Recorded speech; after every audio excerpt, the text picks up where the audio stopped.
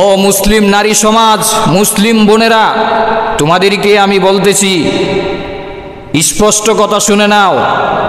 হিন্দু একটি চক্র বাইর হয়েছে বাংলাদেশে, বিশেষ করে মুসলিম যুবতী নারীদেরকে সংঘবদ্ধভাবে তারা দর্শন করে দিন দিন তারা হাতে হাত মিলিয়ে তারা খুশিতে আনন্দে আত্মহারা হয়ে যাচ্ছে।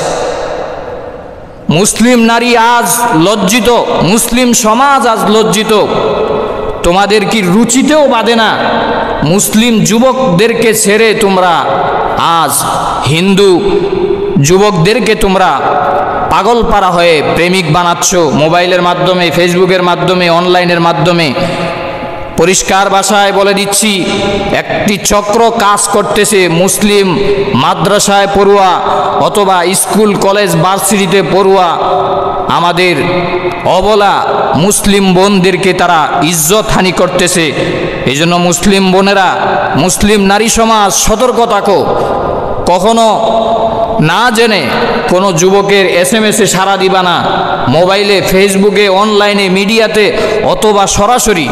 আজকাল অহরহ ঘটনা হচ্ছে, মুসলিম নারী অবৈধ প্রেমে এক সনাতন ধর্মীয় যুবকের সাথে চলে যাচ্ছে, অথবা সর্বশেষ তার ইজ্জত হারা হচ্ছে, অন্তঃসত্ত্বা হচ্ছে, শেষ পর্যায়ে তার আর কোনো হদিস মিলে না।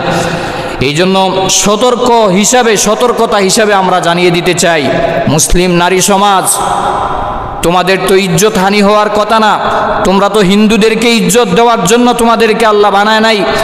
তোমরা ওলিদের মা, নবীদের মা, হাফিজে কোরআনের মা, আলেমদের মা। তোমাদের ইজ্জত, এটাই হলো তোমাদের সবচাইতে বড় সম্মান। আজকাল হিন্দুদের ডাকে তোমরা সাড়া দিও না, সাড়া দিয়ে মুসলিম উম্মাকে তোমরা কলঙ্কিত করতেছো।